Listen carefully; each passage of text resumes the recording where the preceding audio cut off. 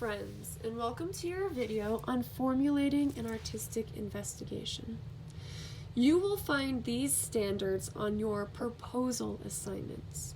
So it'll be a piece of writing with some sketches that you give me that explain where your idea came from, how you made it your own, and you will also include a few sketches to give me an idea of what your final project will look like. You should truthfully be able to say, I can create or plan an artwork that generates new ideas by using past inspirations, by using ideas from past traditions as inspiration. For your rubric down here, I have highlighted the differences between the 2, the 3, and the 4. For a 1, you either didn't turn your work in, forgot to put your name on it, or created artwork that is way too similar to something that you found by another artist or a past tradition. For a 2, you are creating original artworks that express your own personal ideas. For a 3, you are combining a past tradition with your ideas to create something new. So you are generating new ideas of your own by using things that you have found from other artists or past or other traditions.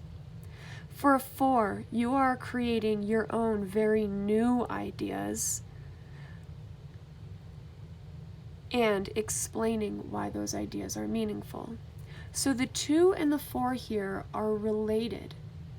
The difference is for a 2, you are only focused on your own ideas and reproducing things that you have done in the past. Or you're making new things, but you aren't using anything, you're not looking back on anything for inspiration.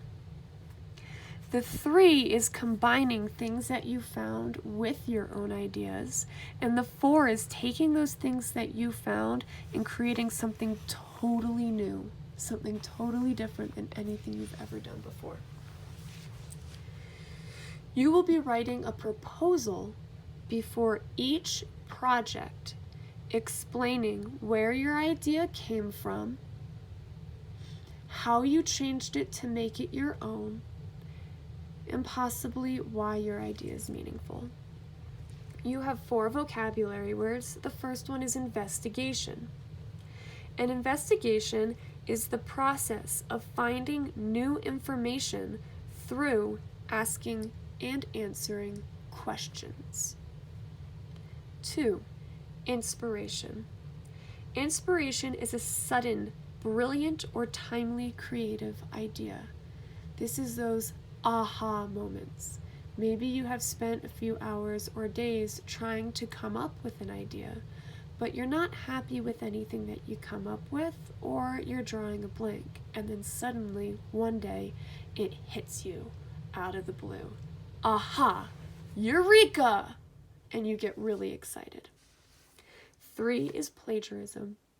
Plagiarism is taking something that you found from somewhere else, that somebody else did, and doing it again in such a way that there is very little difference between the thing that you made or wrote and the other person's. Plagiarism is illegal.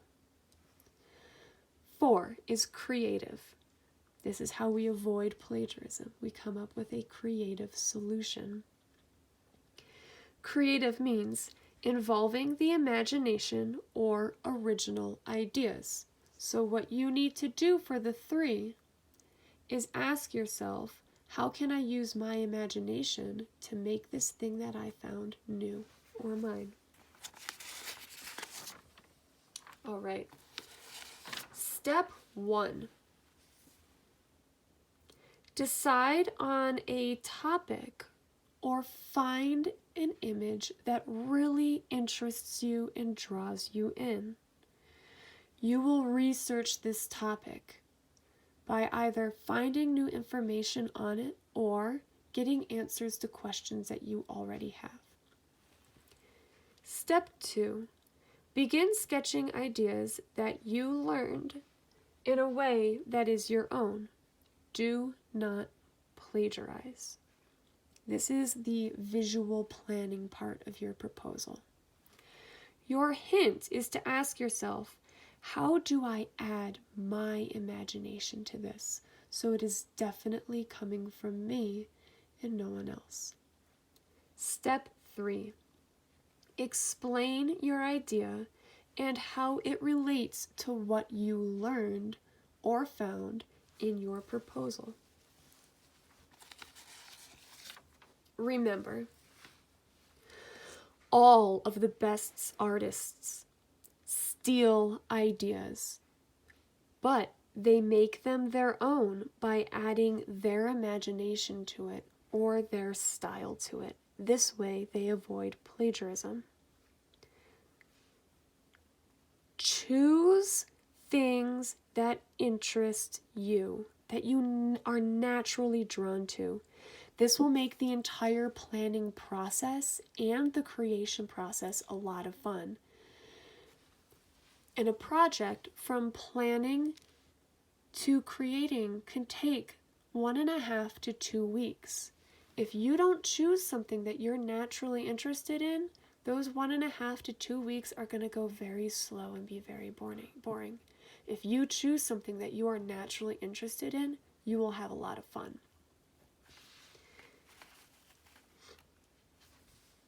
If you are going for a 4, all you have to do is make your idea or artwork based on the information that you found, but also a few more steps removed from the original idea. Just like totally 100% yours, and explain why they are meaningful. I have some examples for you of this. This is a CD cover that I designed for the band The Blenders. Okay? Now this idea had to come from somewhere. So when I got this project, I was given a simple sketch. It was just a curve with 2 half circles and then these lines on it. And I was told to do something based on that because it looked like a smiley face.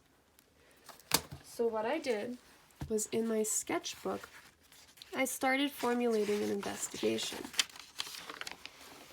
I started thinking about smiley faces and people listening to music. Thought those things kind of looked like headphones. I thought about sound waves and also chords that come from headphones and how we could use those to spell the name of the band. This was a good start, but I wasn't happy. Oh, and here's the original design that I was given. There it is. It was based off of that. So I sketched again, and I even started collaging. Well, I could make sound waves with curves like that, or with waves like this. This was also an idea, but I still wasn't happy with it. It was still too close to what I was given. Here's some more experimenting. If I turn it this way, you can see the design, right? And then eventually came up with something like this, right? So here's some more experimenting for the back and how we're going to make the track titles. You'll see I didn't do that. We don't always use all of our ideas. And here's something that's pretty close to the final design. So you can see things still changed here. This was another idea I had. And eventually I decided it looked like a lot like the moon. So I started looking up pictures of the moon and aspen trees. So I ended up turning from this original design over here, I ended up turning it into a set of headphones that had aspen branches as the part that goes over the head, and leaves, fall leaves, that look like headphones, and then the whole face I turned into the moon. Okay?